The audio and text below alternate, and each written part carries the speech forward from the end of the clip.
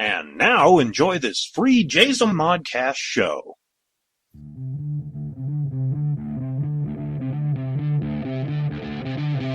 are you? I'm Batman. Who are you? My name is Bond. I'm Batman. Name's Bond. James Bond. I'm Batman. Bond. James Bond. I'm Batman. I'm Batman. This is the Batman vs. James Bond show. The show covering everything related to Batman and James Bond movies. And now, here's your host, Brian Thomas. Hello, everyone, and welcome back to an all-new episode of the Batman vs. James Bond show. The name's Thomas, Brian Thomas, and I am your host. And this is a show where we discuss everything related to Batman and James Bond movies. It is great to be back. I'm happy for you to join me. I hope all of you have had a great week. Mine's been pretty decent. Getting back into work. I was on vacation for a little bit. More of a staycation in a way. And the biggest thing right now, I'm in the middle of a move. Yeah.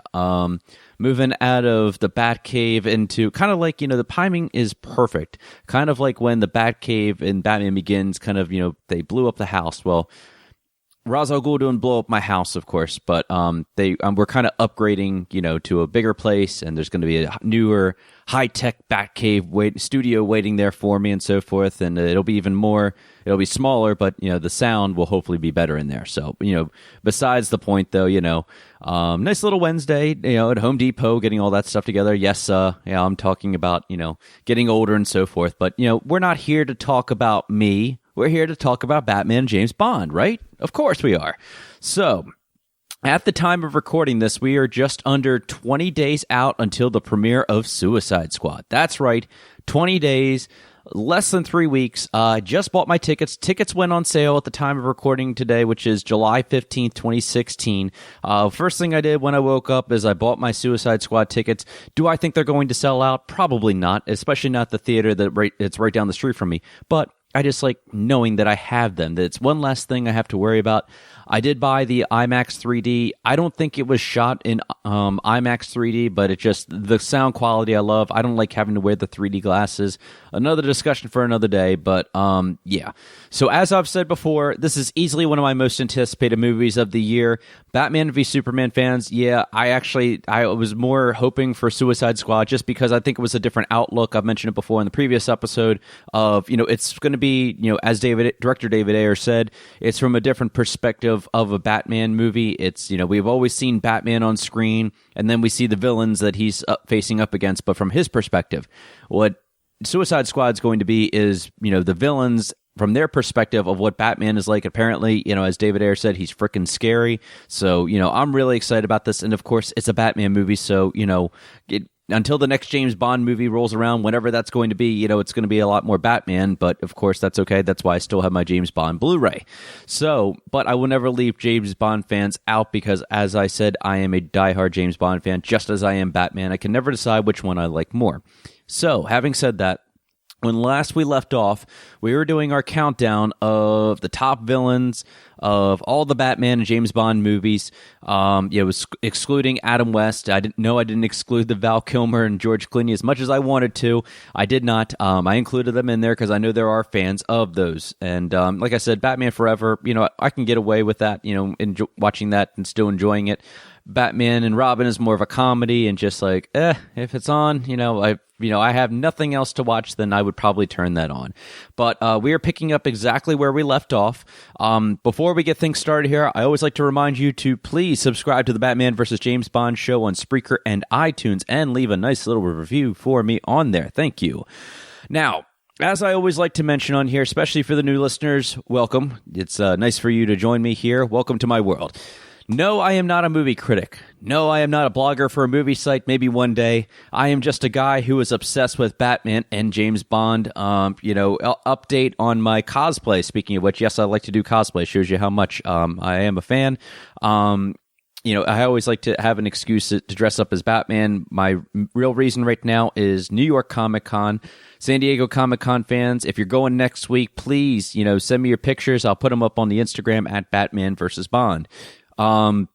I just bought my bat belt this week, actually right before the time of recording, and hopefully it'll be arriving in the next couple weeks, and then I can start really putting my costume together. So I'm really looking forward to that. So before we hop into the villain special, I did want to talk a little bit about, go figure, San Diego Comic-Con. Yes, that is actually a week away at the time of recording. Actually, it'll be less than a week because it starts on Thursday, but the big announcements won't be starting to happen until Saturday. And, of course, Warner Brothers and DC Comics will be having a panel out there, and they did have an announcement to make. Warner Brothers has announced its plans for San Diego Comic-Con 2016. And while the studio will be showcasing both Wonder Woman and Suicide Squad, Justice League was not mentioned. According to Warner Brothers press release, Conan O'Brien will host a presentation on Saturday, July 23rd that features a number of studio's upcoming films. Wonder Woman director Patty Jenkins will be joined by Gal Gadot, Chris Pine, and Connie Nielsen at the event. Likewise, Suicide Squad's cast Will Smith, Jared Leto, Margot Robbie, and director David Ayer will all be in attendance. Justice League is not mentioned on there. Now, remember the press, I guess it was the press tour that happened maybe, I'll say 2-3 weeks ago when all the movie blogger websites were able to go onto the set of Justice League, and even, Ben Affleck even said, oh yeah, we're going to be there and so forth. So it won't be a surprise to me if, Justice League happens to just show up, if they do some kind of big reveal there. We already know that they started filming stuff there. The biggest scene out there right now that everybody keeps talking about on the websites is the Bruce Wayne and Barry Allen, introduction scene in there and so forth. And, if I had to be a betting man, I would bet everything I own that would be the clip that they show there if they were to bring anything. It's just over a year away, and, it would be smart on their part just to have something just to show the audiences, even if they have something like I know previous studios have done something where they just put together something just showing, if they put just the cape or just like the logo of Superman, the logo of Batman, the logo of Wonder Woman, Flash, and Cyborg, and Aquaman, and then they just do the official logo for Justice League and just have some, talking in there.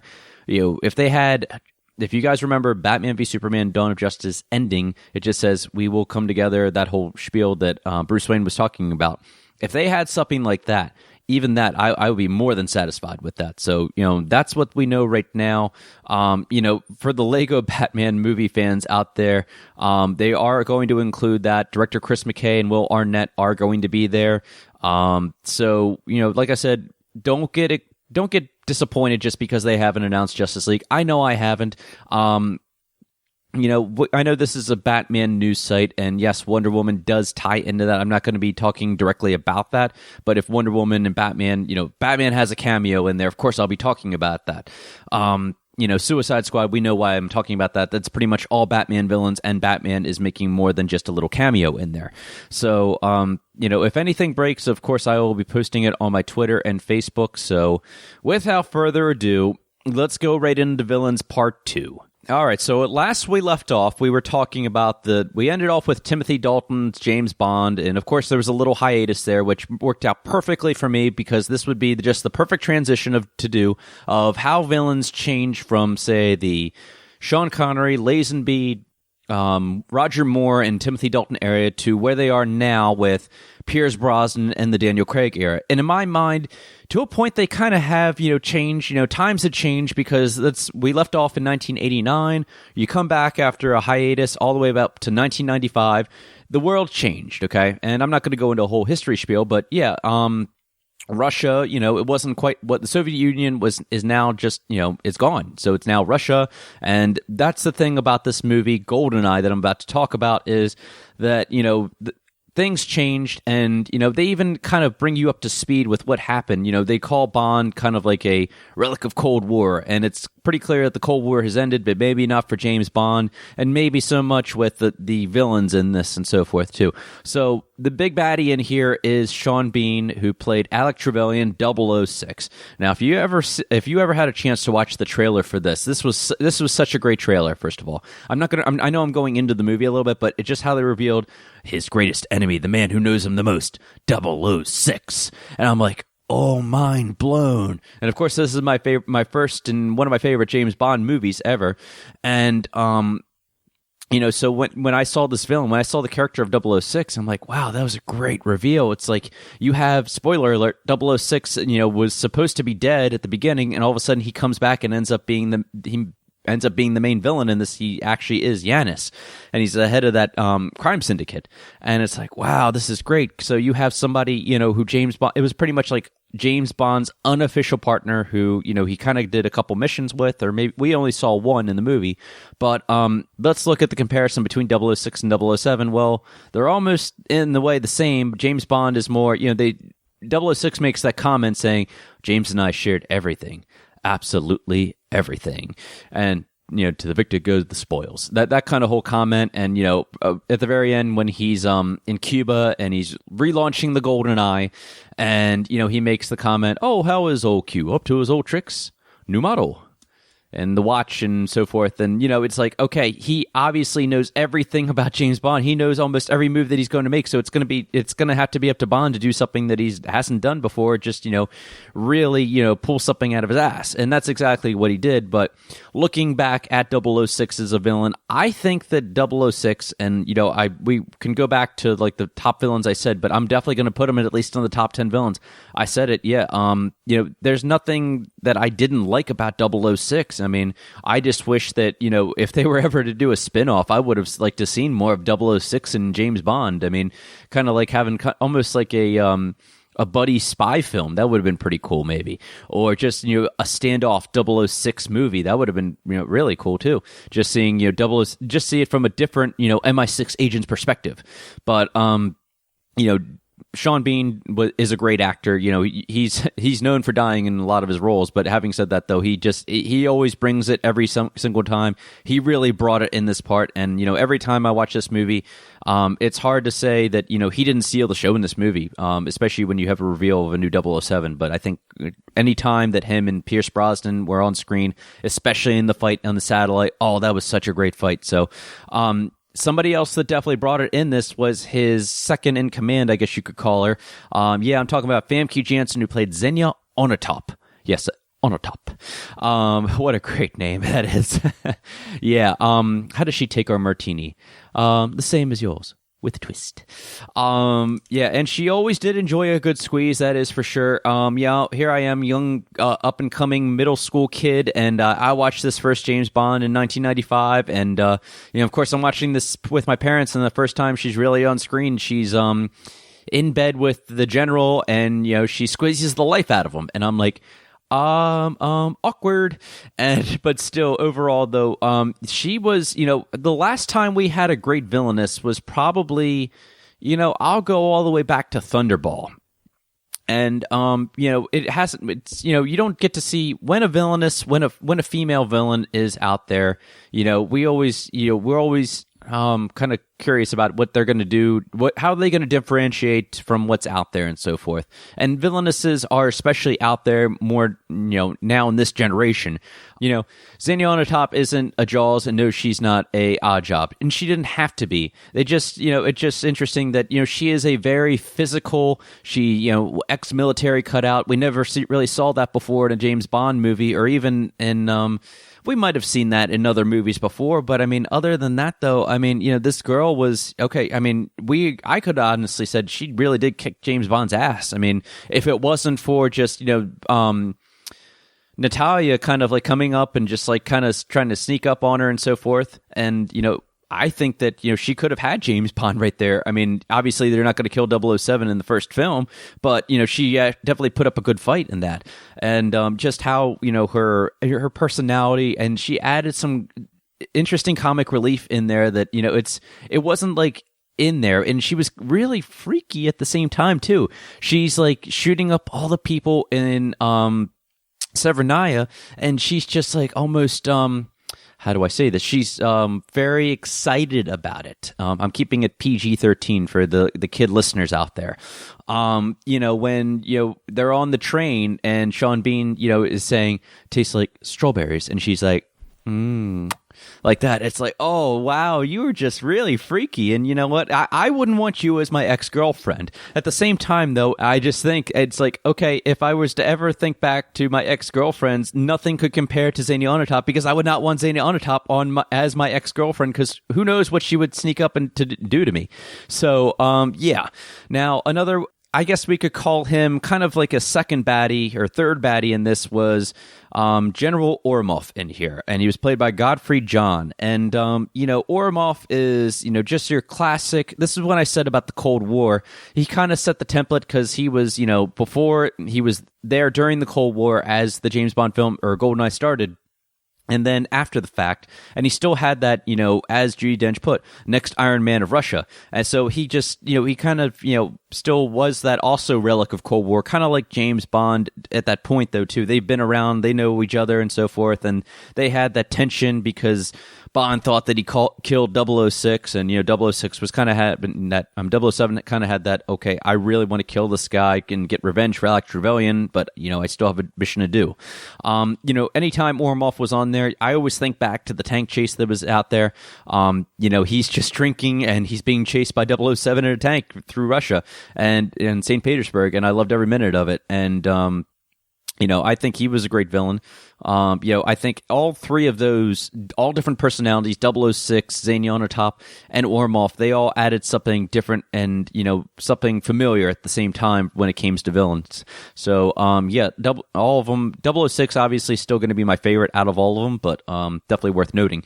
Anyway, so moving on to Tomorrow Never Dies. Jonathan Pryce as Elliot Carver, Media Mongol. What do they call him?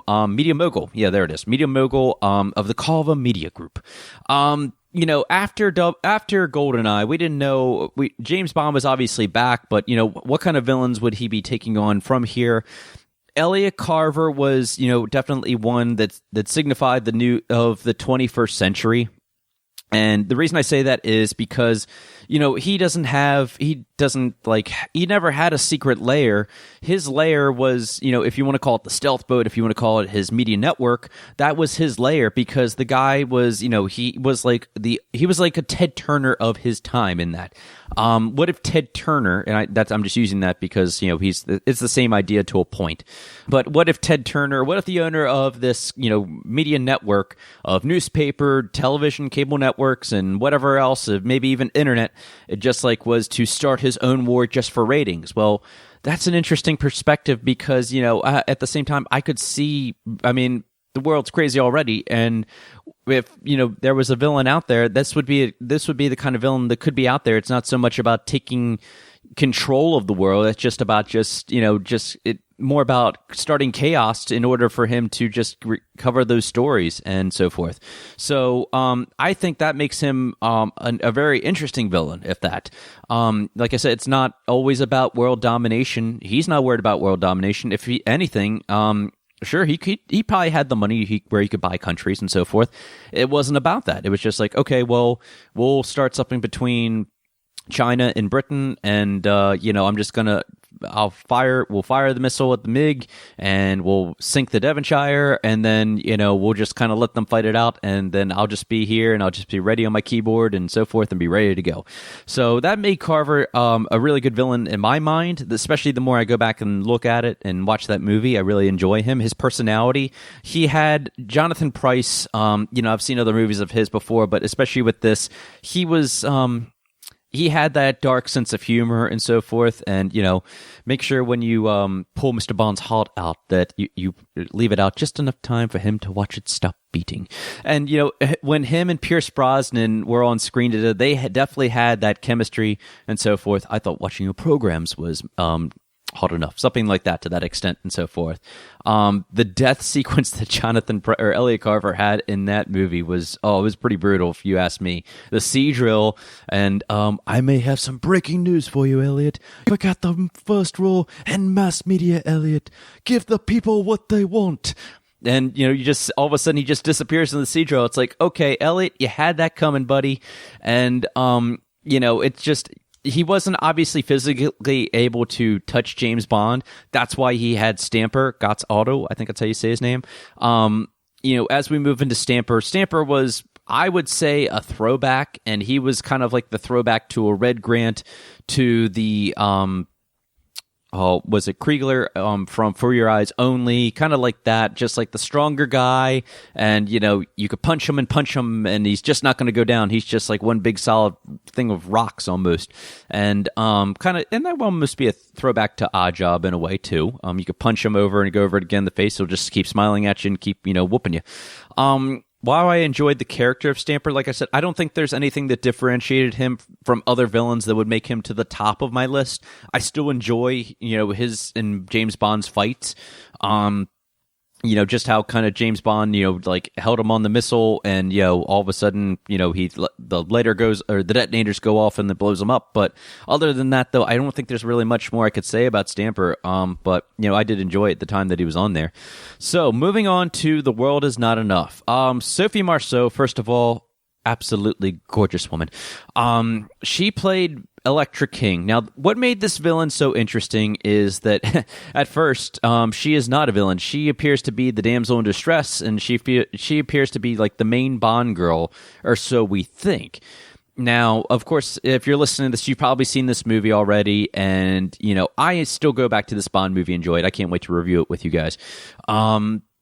Like I said, when I first saw this movie, I was like, oh, well, she's the main Bond girl. I was like, well, why do they need Denise Richards? Why is she in there? And then I'm like, oh, so, she just fell for, her captor and so forth, and that's exactly what happened, and she ends up being total crazy. Now, not the same kind of crazy probably as on a top, but she is really, really crazy, and she kills her father. She's willing to have a nuclear meltdown in Turkey, and this is where the whole saying "the world is not enough," world domination, and it's not along the lines of, say, a Spectre kind of Blofeld, where they're out to like take over the whole world, but they just want to, she wants to control her oil pipeline, which her daddy, I guess she didn't like how her father was running it, or she had, because her dad didn't pay the ransom and so forth. But overall, she cut off part of her ear, and she turned one of the bad guys, which was Renard, played by Robert Carlyle, Victor Renard Zocas, the anarchist, and even going into him, to trick such. Renard was a terrorist. Okay, let's look at him while we're at it. Renard is just your typical kind of terrorist, just out to do, as Tanner said, his only goal was chaos, and that's exactly what it was. He did all these bombings and so forth. He has that past, which we never really see, so we're led up to believe this is a really tough terrorist. And like I said about being like the 21st century, it wasn't so, like I said, this is the part where it doesn't fall into, world domination. Renard wasn't so much about world domination. He's just like, okay, well, whatever I have to do, I'll blow up what I have to. It's, I don't care. It's not that I care about world domination. It's just that, I'm just going to keep doing this because that's what I know how to do.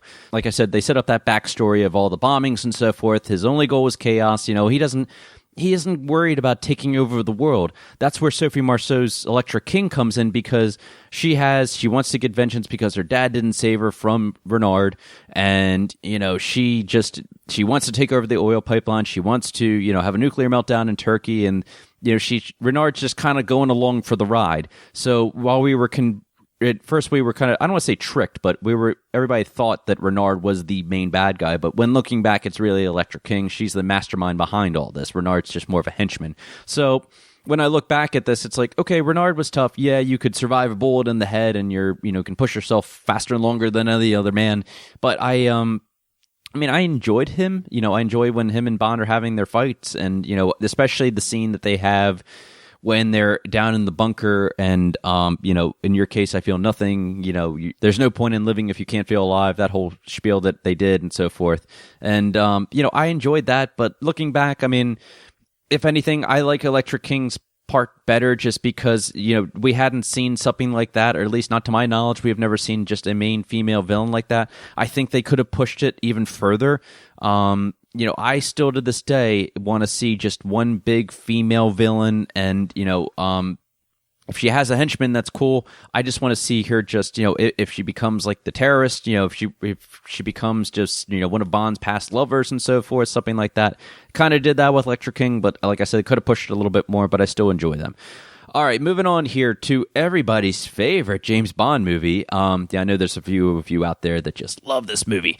Die Another Day. The main baddie in here was Toby Stephens, who played Gustav Graves, who also had henchmen Rosamund Pike as Miranda Frost and Rick Yoon as Zal. Now, like I always say, when I think about this movie, there's there's a lot of stuff I could nitpick about this, just like I could with Batman and Robin and so forth. But I'm not going to talk about that. I just want to focus on the villains.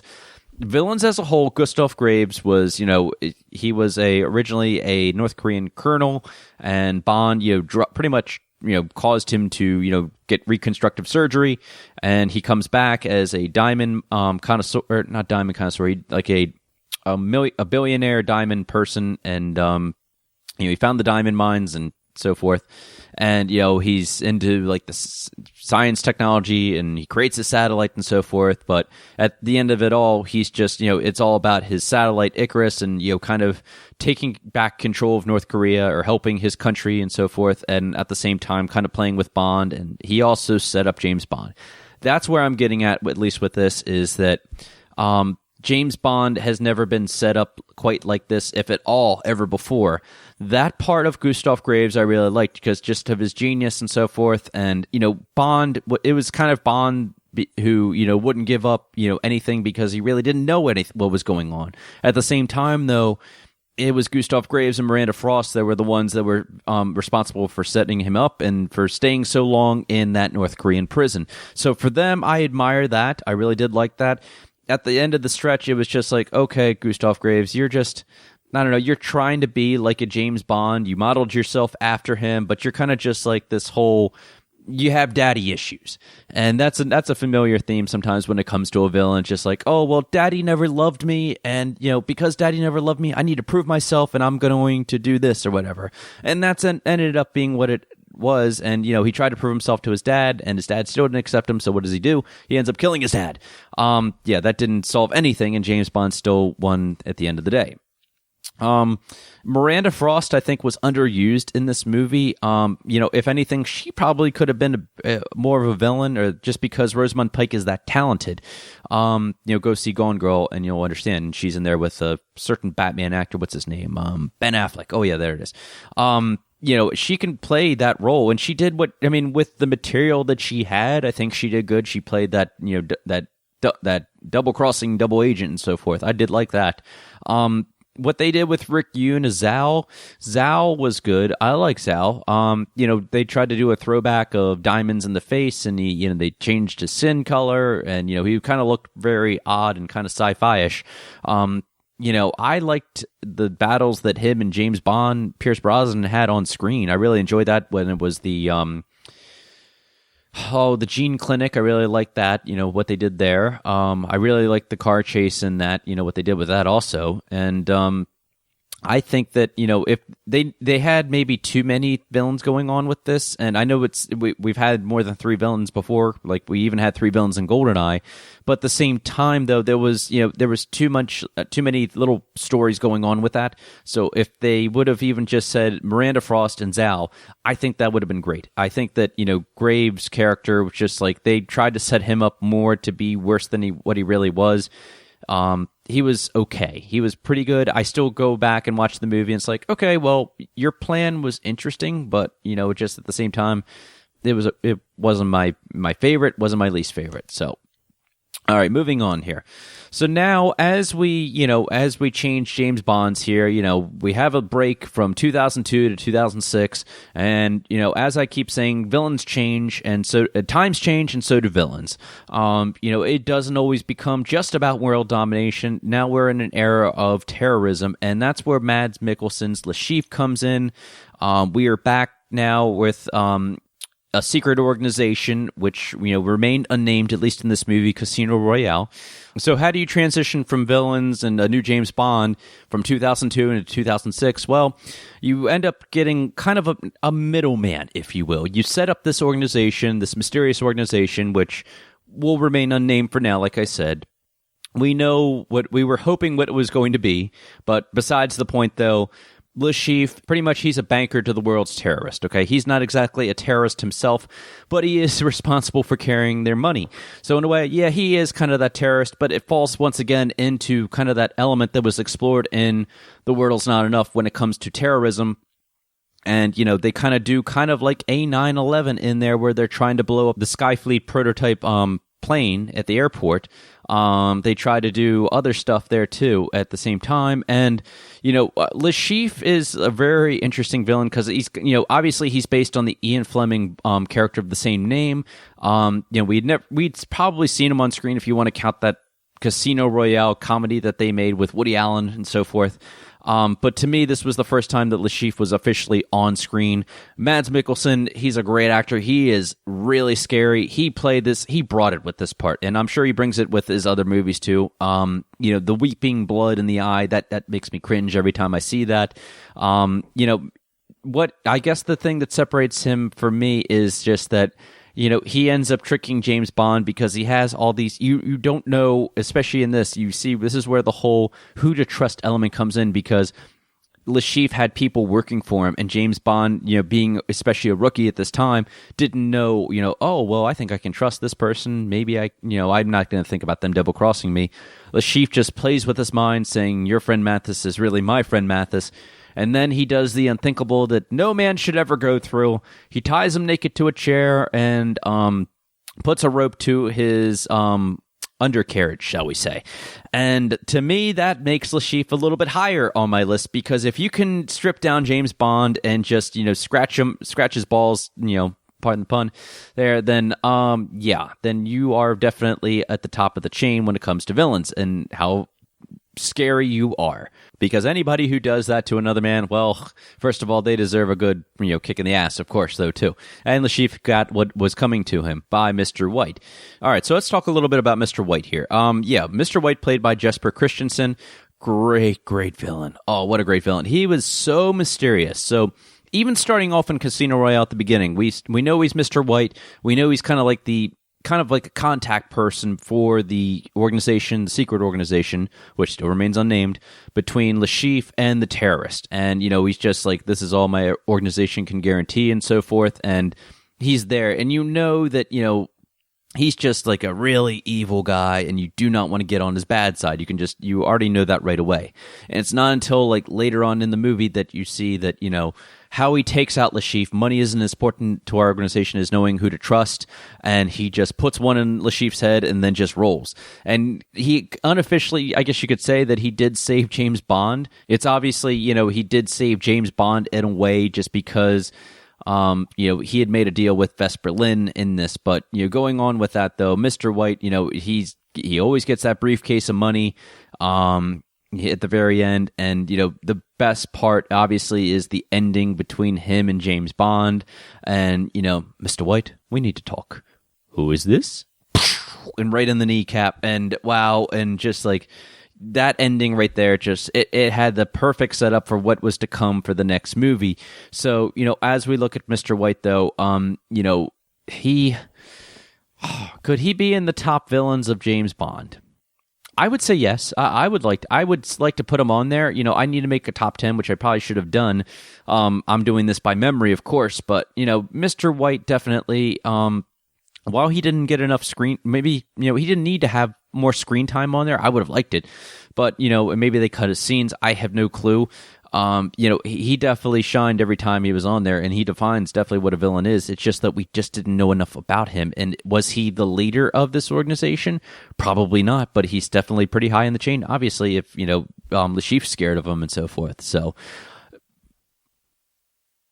as we move into the next movie, Quantum of Solace, we pick up exactly where we left off with Casino Royale. James Bond has, you know, Mr. White in the trunk of the Aston Martin in this, and, you know, it's not until if you remember this trailer even, it was kind of started off, you know, it was the teaser trailer for Quantum of Solace. It starts off like, I was always very interested to meet you. I heard so much about you from Vespa. If she hadn't killed herself, we would have had you too. The first thing you should know about us is we have people everywhere. And just that whole, that whole scene right there when they're interrogating Mr. White as he, Bond had just shot him in the leg probably a couple hours before, so forth. He's bleeding, and, Judi Dench, M, and James Bond are there. They're interrogating him, and it's just like, you cannot, scare this guy. Mr. White is about, he could possibly die any minute. It's just like, it doesn't matter because Mr. White is not going to give anything up about the organization. It's like, you really don't know anything about us, do you? And it's just, he kind of had just a little resemblance of the Joker in there, but I think that was before the fact. Maybe it was his laugh. It's just that Jesper Christensen laugh that he did in there. I love that part of there. That gave me everything I wanted with Mr. White, and I was hoping for more out of that scene. It was just the whole editing and pacing of that, but we'll go into that another time, as I always like to say. Mr. White did make a little bit of appearance in the opera scene, and, this is Mr. White. He actually had a little bit of time to have a little bit more humor in this, and he's like, well, I guess Tosca isn't for everybody. And, it was really, really good, and you just kind of, as James Bond kind of walks by him, and he's just kind of saying, okay, you're not going to catch me. Don't look at me. Don't look over. Don't look over. And I really like that. And, I was still hoping for an ending with, Mr. White's character, which we never got in Quantum of Solace. It was, if anything, Mr. White did lead them to Dominic Green. And Dominic Green was played by Matthew Almarac. Almarac, I think that's how you say it. Dominic Green was... As director Mark Foster liked to say, didn't want to have anything to set Matthew from Dominic Green's character. He didn't need to have a bleeding eye. He didn't need to have diamonds in his face or any kind of scar or anything like that. Just his eyes. And when after hearing that, I look at the eyes when I'm watching the movie of Dominic Green, and it's just he's a freaky dude, and he doesn't. He's kind of freaky, I wouldn't say scary, maybe a little sinister at the same time, though. Once again, we're dealing not with the top dog, we're dealing with just another middleman, and he's not quite the terrorist at the same time. This is a businessman we're dealing with here. Kind of like the Chief, he works for the organization, and this time they end up giving it a name, Quantum, and he does, fear, obviously, the organization and he knows what they could do to him. But at the same time, it's just is he in control of Quantum? No, but he was part of it. He was one of the top, we'll say numbers. Yeah. There you go. He was one of the top numbers of Quantum. He set off this plan to kind of steal the water supply from the country. From, was it Bolivia? Yeah. And, all things aside, though, he was a businessman. And, even in the confrontation between him and 007, I didn't fear for 007 at all. I felt bad for Dominic Green for getting an axe in the foot. I definitely felt bad about that. And, but he had what was coming to him. Green was sinister, like I said, but I mean, and, I don't think he would rank, even in the top 15 villains, if that, though. I mean, I do enjoy his presence on there because he's very creepy. There you go. Creepy is definitely the word I would use to describe Green. But at no time I would say that he was not he kind of a weak villain to a point. It's just this was just a stepping stone to what was possibly coming. If anything, I enjoyed his henchman that was in here. He had an henchman by the name of Elvis, who was played by Anatoly Tolman. Elvis had more personality than previous, henchmen have had. He has that headpiece on there, and just the smile that he gives to when he's at Tosca is priceless. I think I read in an interview where they were, Anatoly Tubman kind of made up some backstory for him just because. And, Elvis apparently likes to think he's tougher than he really is. I think he's like a cousin of Dominic Green. And, he's not exactly, as difficult as, obviously. He's not really a match for James Bond. He's pretty much like a little pawn. One villain sub-villain I did want to mention here was General Medrano, who was played by Joaquin Cosio. This guy was kind of an equivalent to General Ormov in a way. In a sense, you have this general who's, concerned about getting his country back, and he is a rapist. He just mistreats women and so forth or whatever, which we quite really haven't seen, at least with that. Just like, okay, Green gives up Camille to General Medrano. It's like, well, once you're finished, dump her off the boat and so forth. Well, it's like, oh, wow, that's pretty sinister. You're going to just let him do all this stuff to Camille, and then then he's going to kill her. That's kind of like an interesting, it's not just like feed the female to the sharks like we did in the past. It's just like, oh, you're really going more realistic with this. Okay, wow. So in that sense, General Badrano, the fact that his backstory of how he killed Camille's parents and so forth, I like that. I think if anything, he was the more interesting villain of all of them, and he wasn't even the main villain in this movie. So that's where we are with that. All right, so let's move on to the next movie, Skyfall. Yeah, I have to. I can't. I was waiting to talk about this since last week, or maybe even before that. Raul Silva, born Tiago Rodriguez, played by Javier Bardem. Yeah, when we got news that Javier Bardem was going to play the villain, especially coming off all the talk that they had about No Country for Old Men, a movie I still haven't had a chance to check out, but apparently, he won an Oscar for that. Okay, well, you have an Oscar winner, so when you're recruiting talent like that to come to a Bond movie, I'm all in. Just everything even I saw in the trailers. I even remember like the set visit or the set pictures that they had, and he was in a blonde wig, and he was in the police outfit and so forth. I'm thinking, you know what that kind of reminds me of? Kind of like how a movie called The Dark Knight, where you had Joker and you had Heath Ledger in kind of a police uniform in there. I'm like, nah, it's going to be a little different and so forth. So obviously with Skyfall, the comparison is always made from The Dark Knight and Skyfall are one and the same. And to that I will agree. We'll talk about that, of course, in another time, because I just want to focus on the villains.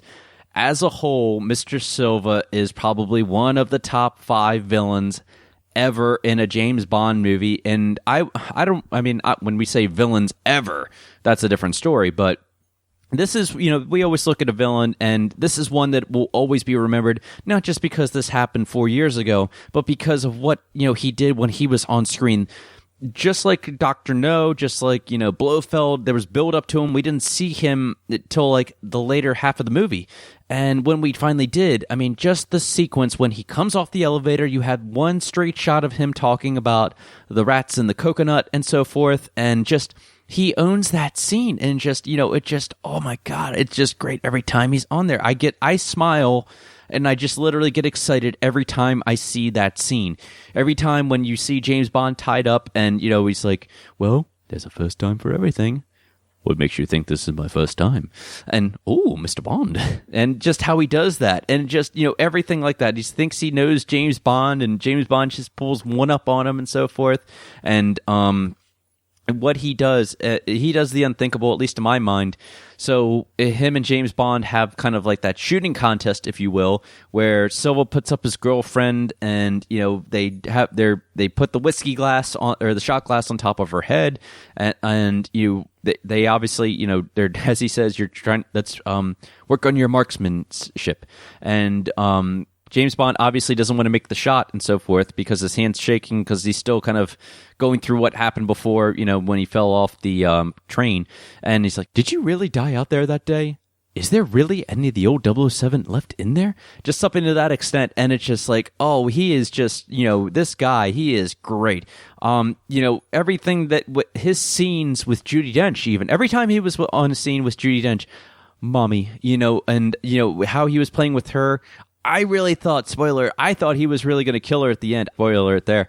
I guess technically he did, but even when they were doing in the conference, when M is being questioned and so forth, and when she's in the church and he puts the gun up to her and so forth, I was like, oh my God, this guy is scary. This guy is like, wow, we haven't had a villain like this, quite like this, almost ever.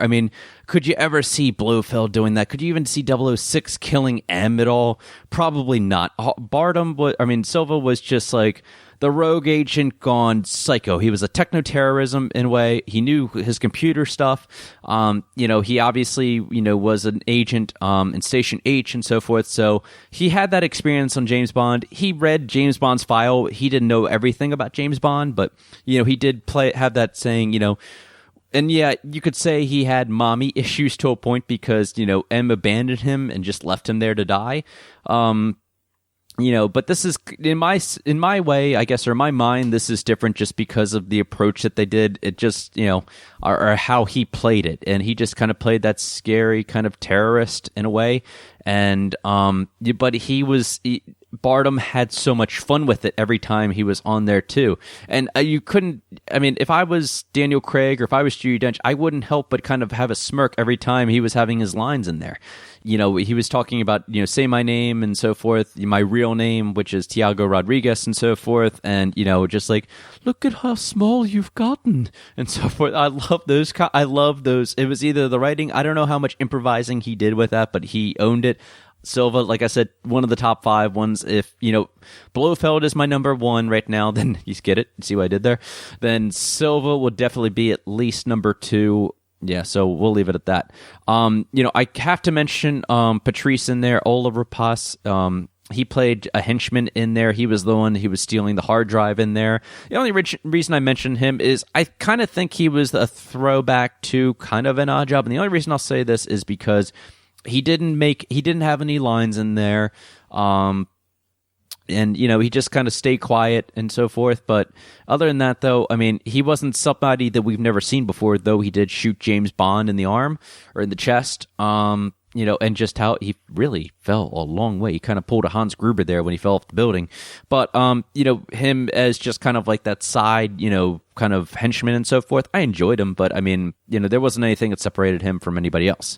Now, let's go into the final James Bond film at this time, the most recent one, Spectre. Okay, so we had, when this movie broke out, we always heard that, you know, when we heard Spectre, what do you think? But Ernest Stavro Blofeld, obviously. But, you know, they pulled, when I say they pulled, we'll talk about that, and I'll rephrase that. How they phrased it about Christopher Waltz coming onto the story is, into the movie, saying that he's going to be playing a character named Franz Obenhauser. Okay, well, that's not exactly what I expected. Okay, is he going to be Blofeld? Are you Blofeld, Mr. Waltz? No, I'm not playing Blofeld. I'm playing Obenhauser. Okay, so, but you're dressing like Blofeld, and there's no sign of a picture of you with a cat, but you just kind of have those mannerisms as Blofeld. You're sure you're not playing Blofeld? No, I'm not playing Blofeld. Okay. So, you know, when we get to the movie and so forth, and in even the teaser trailers, welcome, James. It's been a long time, and finally, here we are, and so forth. He's at the head of the table. It's like, okay, we know who you are. Just tell us who you are. And, you know, yes, I know who he ends up being in the movie, but I'm leading up to this. It's just the big reveal. And, you know, obviously, Obenhauser himself is, you know, ends up being, he's not the stepbrother of James Bond, but he is. It's just that, you know, James Bond, after his parents died, he went to stay with Obenhauser's father, who Obenhauser ended up killing, and, you know, kind of like a brother, but there was no, like, officially, like, stepbrother in there, so it was kind of like a battle of brothers. They pulled that approach in there, and in a way, yeah, I will say it worked. It's not my favorite, or maybe it's just because, you know, having a worthy adversary for James Bond with the Daniel Craig era, it's always how personal can we get? They made it personal by saying, okay, well, they tied in more of Bond's roots in this and so forth. It's like, okay, I can get down with that. But the big reveal, you know, of Obenhauser, who he really is, you know, the man you're looking at is Ernst Stavro Blofeld. And, you know, Obenhauser died that day in the whatever accident it was and so forth. So after he revealed himself as Ernst Stavro Blofeld, it's like, okay, well, it doesn't quite the reveal we thought we would have. I would have done it some other ways, and I'll talk about that at another time also.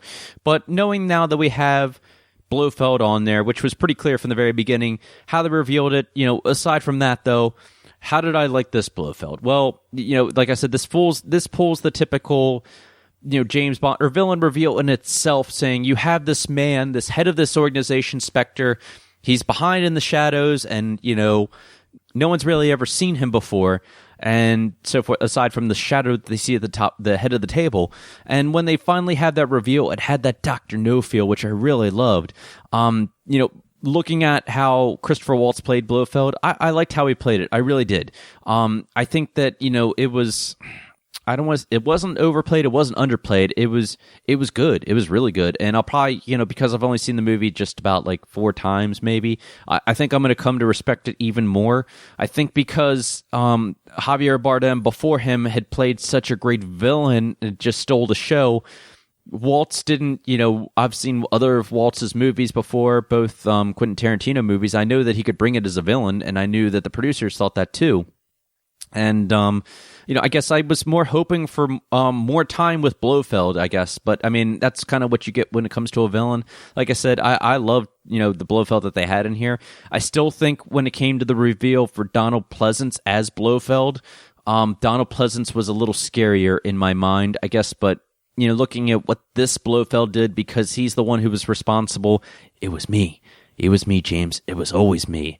The author of all your pain, and all that, because if you look back at it, he's responsible because of Vesper. He's responsible for M and whoever else had died in this. And it's like, okay, well, maybe the more I think about it, maybe he was, even worse of a person than Donald Pleasance Blofeld. I would say it's because Donald Pleasance set such a high bar for Blofeld, at least in my mind, and same with Javier Bardem, with his character of Silva, that when it came time for the big reveal for Blofeld, I guess I was just hoping for more. Like I said, I really do enjoy, Christopher Waltz, what he did with Blofeld, and hopefully we get to see him again. We even get to see him more, even more, just like what more at the head of the table of Spectre, maybe more carrying on, on the site of whatever master's plan that he has there too. I did like him a lot, like I said. So, and as for the henchman in this, which ends up being Dave Bautista, who played Mr. Hinks, Mr. Hinks is definitely a throwback, and that's everything that they wanted to do with this, I know. Bautista was definitely underused when it came to this. Mr. Hinks, when he was at the head of the table with Spectre, which I want to come back to in another second, when he pushes the guy's eyes in with his thumbnails, it was like, ooh, it's really creepy. But, and then he just like takes him out in one punch and breaks his neck or whatever it was. And, that makes him obviously pretty tough. He just kind of wipes off his, he takes the handkerchief, wipes off his thumbs, and just kind of sits down. And he kind of has those facial expressions where kind of like an Odd Job, where he kind of grins a little bit and so forth. And he's pretty tough, even down to the gun, the double barrel gun that he carries. It's like, okay, this is a serious henchman. The fight that he has with James Bond on the train, one of my favorite physical fights between James Bond and a villain ever. I rank it higher than how it was with 006, but between 006 and 007 and GoldenEye. All this, that fighting that they did, it the choreography, and just like, James Bond's trying to throw everything at him. It's just like, okay, he's pulling a Roger Moore. Oh, no, wait, he's not going to make it out of this. He's going to choke him. And then, ends up being, Leah Sedu's character, Madeline Swan, that saves him, to a point. And, he only had one line. Oh, and then he kind of just, bites the dust. So I hope that, we would get, if Daniel Craig does come back, I do hope that we get more of Mr. Hinks. Now, I did want to come back to the whole Spectre meeting table segment that they had in there. When it came to that, when that scene was revealed, when we see actually, Obenhauser / Blofeld walk in there to the table, I was like, oh my God, this is perfect. This is classic. He speaks in the microphone. You can continue, like that. It was like, oh my God, they pulled it right out of like even Thunderball in a way too, or just like the old movies. And it was just, I loved it. So in that part, yeah, I really did like that aspect of Blofeld. Like I said, it's all came into like the writing and how he was used and so forth. So, I mean, I can't fault Christopher Waltz at that. I mean, he definitely brought his A game with that and definitely was a great Blofeld. So, maybe not my favorite Blofeld, but time will tell. So let's move in here to the Batman villains. Okay. So when we last left off with Batman and Robin. Yes, I know, I'm laughing too. No, I'm kidding. Yeah, so now we are into the Dark Knight trilogy. We are now into the Christopher Nolan era. So how do you bring back Batman after all that? See kind of how we did this tonight? Kind of just fell into place here. So how do you bring back Batman after how he was taken not so seriously and take him seriously and put him in a post 9/11 world? Well, you bring back, put him back to like his roots in a way, and you bring back not like a Joker, because we're working towards that, but we bring back some characters that we've never seen on screen before. First off, we'll start with the minor one this time. We'll start with Scarecrow, Cillian Murphy. Cillian Murphy is one, if Matthew Almrek was creepy just, with his eyes, then Cillian Murphy he really gives me the heebie-jeebies. Cillian Murphy, he is a great actor, don't get me wrong. And, I'm sure if I met the guy, I'd probably get a little freaky because I'm just going to wait for him to hit me with some nerve gas and just say, you know what your problem is? You need to lighten up and then throw me off the building and light me on fire. No, I'm kidding. Which was a great scene when he did that, because it's like, oh, well, you have a rookie Batman here. And Batman, obviously Cillian Murphy isn't like any kind of like strong person that could possibly break somebody's back, which we'll talk about in a second. But he was obviously very intelligent to a point. And he could outsmart Batman, and that's how he was able to light him on fire and so forth. So to that point, Scarecrow and just how he was, when, would you like to see my mask? These crazies in here, they can't handle it. And the body it's the mind that controls the body. Something like to that extent. And I know it's a really bad Cillian Murphy impression, but you know where I'm going with that anyway.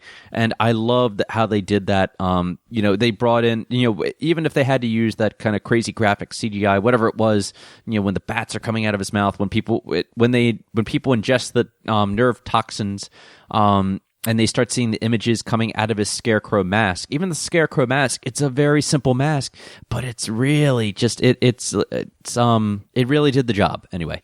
So but it ends up being the main villain in this ends up being Liam Neeson, who played not just Henry Ducard, it was actually playing Ra's al Ghul. Now, the more I thought about it, I'm like, oh, Ra's al Ghul. Okay, I had heard about this character before and so forth. And it's actually ends up being, it was kind of like a Bond movie in that way, where it ends up being that he is the secret actual leader of the League of Shadows. And, what made that really cool is that, you have Liam Neeson. Now, Liam Neeson, it doesn't matter what movie Liam Neeson is in. I say that he always brings it every time. He's trained Jedi before. He's tried to rescue his daughter and so forth. And here, he's training Batman.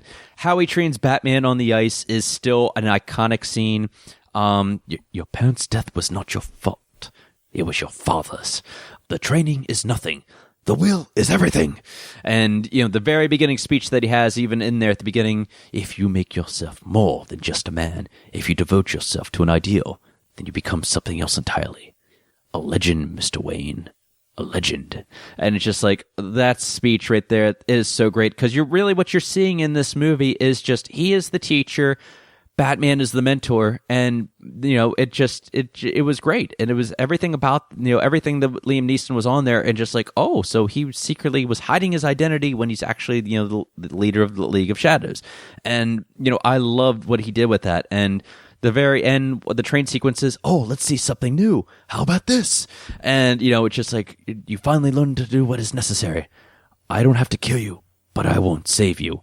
And then he knows that he's coming to his death when that train falls and so forth. And it's just like he kind of accepted it. But, it just, Ra's al Ghul was definitely the kind of villain that we needed for this Batman movie, or just to bring Batman back. And same with him and Scarecrow. I think they were definitely great. As we move into that, though, they kind of upped the ante when it came to the Dark Knight. Yeah. There's like a small villain in there. His name's Harvey Dent Two-Face. Oh, no, I'm not talking about him. I won't. No, let's talk about Harvey Dent Two-Face for a sec.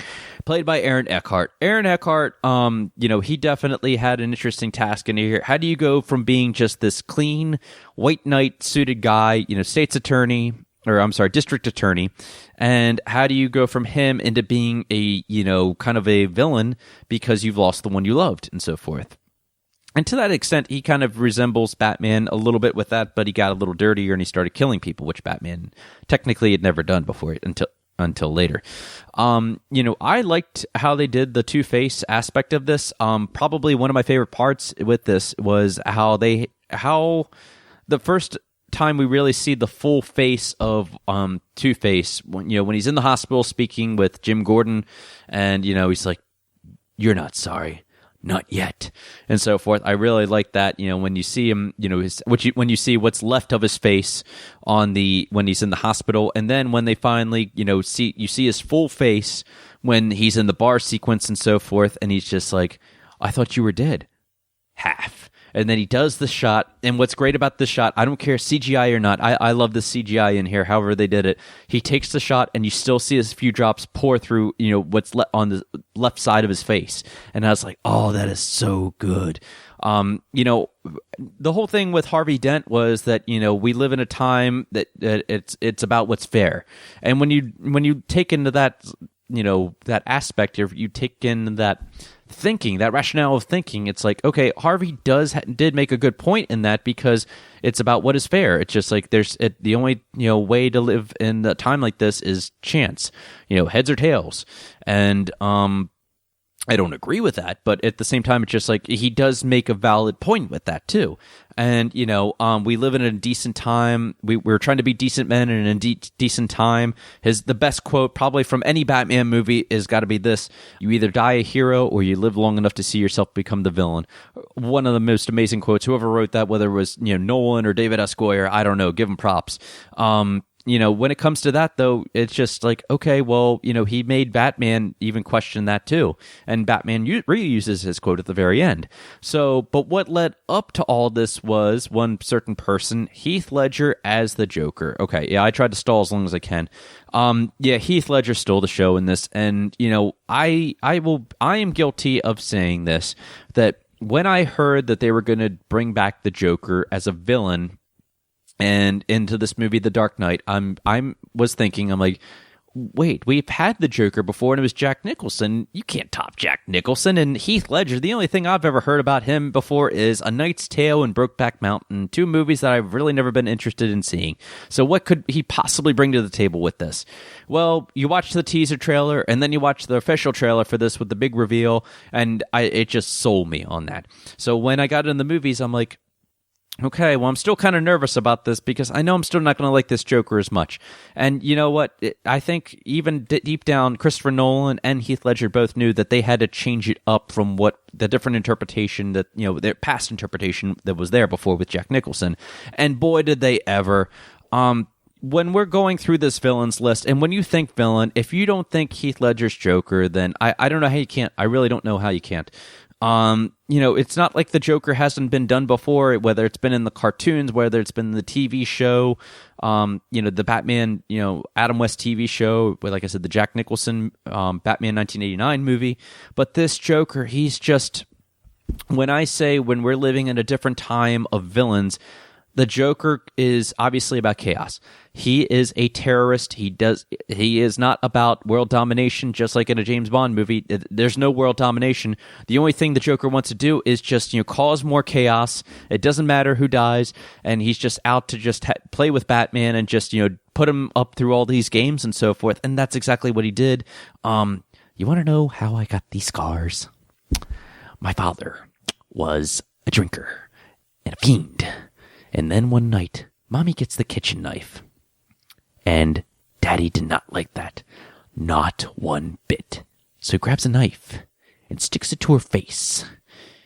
And then he looks at me, smiling, and says, "Why so serious?"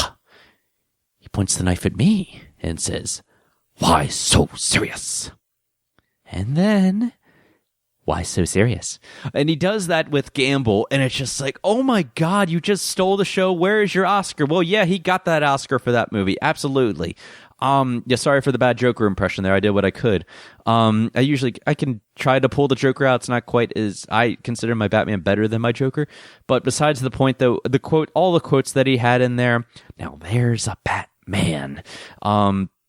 The scene that is it doesn't even involve any action, is the interrogation scene that he has with Batman. Jim Gordon, says, he's going to get a cup of coffee. If we're going to play games, then I need a cup of coffee.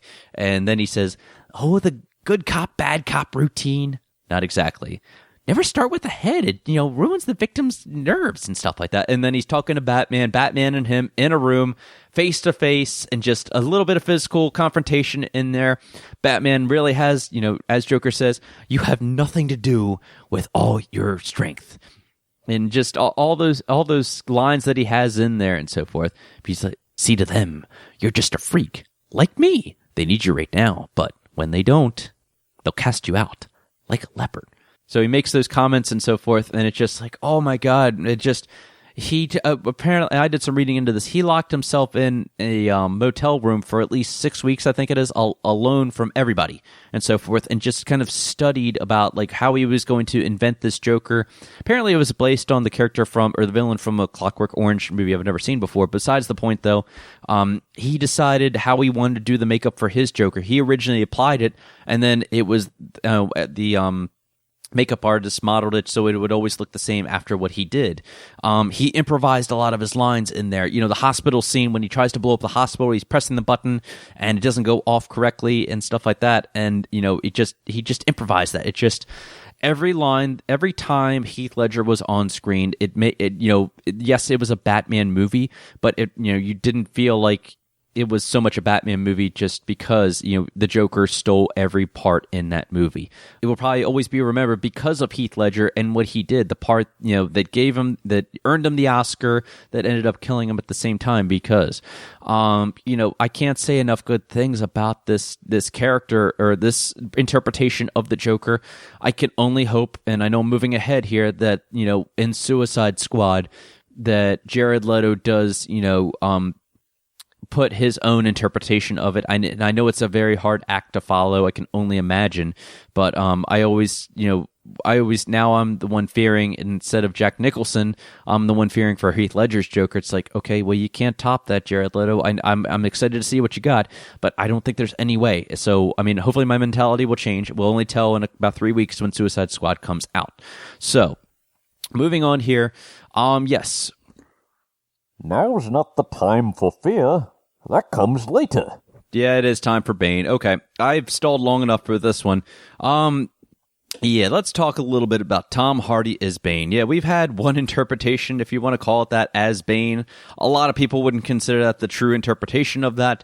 I think, from everything that I know about Bane, obviously Bane is, the character himself from the comics is, that classic image in the comics of him breaking Batman's back and so forth, raising him over his head and breaking his back on his knee and so forth. Well, yeah, that's the big one. So my question is, when they came to this one, how are you going to put an interpretation of Bane in a realistic world that Christopher Nolan has created in the Dark Knight trilogy? And then how are you going to be able to top what Heath Ledger did in The Dark Knight? These are very, very hard obstacles to overcome. I will say that they at least overcame one of them, which was to put a realistic interpretation of Bane on there. Every quote that he had was definitely a scene stealer on there. No, I got to deal with this. I got to get in character. Now's not the time for fear. That comes later. And then you have to sound a little bit like Sean Connery when you do that kind of an impersonation too. So speak of the devil, and he shall come. See, I won't keep doing my Bane impersonations here. I tried anyway, but I got to get, the enjoyment that I get every time I watch The Dark Knight Rises is just all the classic quotes that he has in there. There's so many. It's like, I was wondering what would break first, your spirit or your body? And then he breaks him right over. And let me just say, let's go right into the fight between Batman and Bane. That is a great, great fight. Obviously, maybe not as choreographed as other good fights that have, that are in the Batman universe that, that just happened. But, overall, though, if you're just taking a regular guy in a bat suit, who has some fighting skills, and then you have one of these master assassins, who was extradited from the League of Shadows, and, he's just, all nothing but muscle and so forth. And then he just beats Batman. He beats the cow. He breaks it. And then, it's just amazing what he did. Then he just, my question was always also going to be, is he really going to break Batman's back? Are we actually going to see that on screen? Well, he picks up, Bruce Wayne, and then he just breaks it right over his knee. And I'm just like, he did it. He went for it. And I was like, wow, okay, wow, this guy is, everything that, I was hoping he would be. So when it comes to, did he, was he able to top what Heath Ledger did? No, and he didn't have to. I don't think, but a lot of people were saying, how can you, outdo what the Joker did? They didn't have to. And he didn't, but he did play a great villain. I think what took away from Bane at the very end was, the reveal that we kind of knew what was coming was with Marion Cotillard's character of Talia al Ghul. Yes, she wasn't really exactly, who she said she was. And, obviously the al Ghuls have a tendency to do that.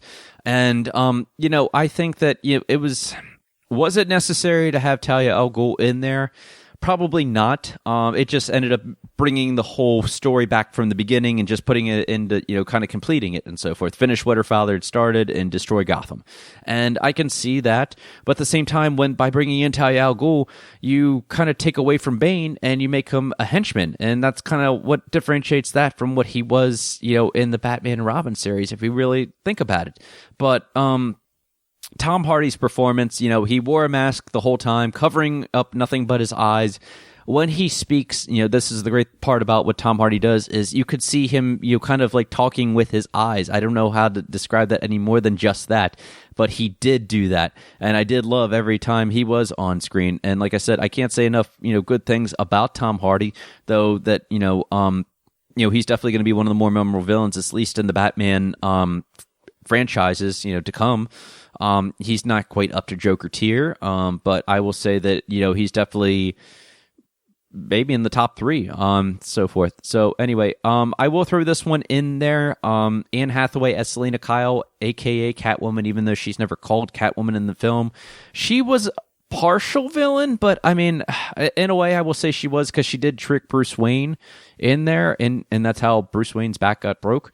So I will kind of say she's a villain, but as Catwoman, we it's a different, obviously a way different interpretation from anything we ever saw in Batman Returns. That's why I wanted to make that slight comparison there. I will say that, this was more of Selena Kyle as the cat burglar. And it wasn't so much of her as just, being dropped off. She had the mental more. How do I say this? She was more right in her head to a point, aside from being a thief. She wasn't kind of, mentally kind of crazy as, say, Michelle Pfeiffer's Catwoman and so forth. She didn't have 9 lives, and she didn't need them. So, that ended up being, she wasn't so much a villain, but she had that a little bit of a part of a villain, so that's the only reason I mention it. So, moving on here. So, yeah, I've talked about this before already, of Jesse Eisenberg as Lex Luthor, aka Lex Luthor Jr., in Batman v Superman: Dawn of Justice. I still stand right now as, I'm coming to respect the part that Jesse Eisenberg has, did in there. It's not my favorite villain by any stretch of the means. When you kidnap Superman's mom and you pin Batman versus Superman, yeah, I would say that you're pretty sinister and you're pretty smart, all things considered, when it comes to what makes a villain a villain. It's just that sometimes he was a little too over the top, especially when it came to the Jolly Rancher scene, which makes me never want to eat a Jolly Rancher ever again. Having said that, though, same with Doomsday. Doomsday was, I would have saved him for another movie. Given everything that I know about him, about how he's actually the only one that really has defeated Superman, I would have waited for that. I think that, he was just kind of like, he was just muscle thrown in there, kind of like a henchman, just kind of thrown in there just to have one final battle. I didn't think it was necessary. And I don't even know if we'll ever see him on screen again. I will say the one villain or henchman that I did enjoy was, and I can never pronounce this name, Anatoly Kanayeves, who was played by Callan Mulvey. Yeah, he was the henchman that was, responsible for the Africa, terrorist scenes when he killed, the people there. He was responsible for, helping kidnap Martha Kent and so forth. And, this guy, he's a mercenary. He really is. And, there's nothing that differentiates him from any other henchmen that are out there, aside from being some muscle and, he has his henchmen and so forth, his little group of mercenaries. He just, that it was really hard to stop the guy, and he always kind of won over Batman every time, aside from at the very end. But I did like him as a henchman. But, as we look forward here, when it comes to the villains of Suicide Squad, that's the whole purpose of me doing this villains thing. I won't know until I see the movie. I can say that, like I said before, I'm excited and nervous at the same time about Jared Leto being the Joker. I've seen movies of Jared Leto. I know that he can bring that. I know he is an Oscar-winning actor. He's, and that, even if you're not into the Oscars, if you've seen the parts that this guy has played, that he can bring his A game. So, and everything I've heard, they had to have a psychiatrist on the set just to make sure that he didn't lose his mind. He was always in character and so forth. So, he's kind of one of those actors that just, he stays in character. He tried to mess with the cast in a fun way, if that. But I think he's going to pull more of a gangster to a point, or more of just like everything from the tattoos, and we've never had a Joker look like this. So I think they're trying to put a fresh spin on this. As they say, respect the past, embrace the future. I think that's kind of route they're going with this. With Miss Margot Robbie, a.k.a. Harley Quinn, Dr. Harleen Quinzel, I'm obviously very excited about that just because I'm a big Margot Robbie fan. She is very easy on the eyes. But I know that the girl can act, and, I'm very excited to see what she brings to the part. Everything we've seen in the trailers, she is going to be she's going to bring the humor aspect of it, the comedy aspect of it. So I'm really looking forward to that. Will Smith as Deadshot. The only thing I know about Deadshot is everything that I've seen in the Arrow series, so that's probably not saying a lot. But I do know that, him and Batman have a long history, and that, Will Smith as an actor, I know that, he has his parts where he's, he's very entertaining. He's a very entertaining actor. He can actually act at the same time too. And when I say that is that, he can pull that dramatic role. I think he's going to have a backstory in this. And I think in a way he is like the main character of this, as even though they've advertised Joker and Harley Quinn in the trailers and TV spots, I think it's more going to be a little bit more about Deadshot in this. He might be just because he is Will Smith. I just hope that Will Smith just doesn't pull this whole thing and just that whole quote, just saying, "Oh, so it looks like we're some kind of Suicide Squad." And just like, okay, dude, I see what you did there. Yeah, you said it. You said Suicide Squad and let's go save the world.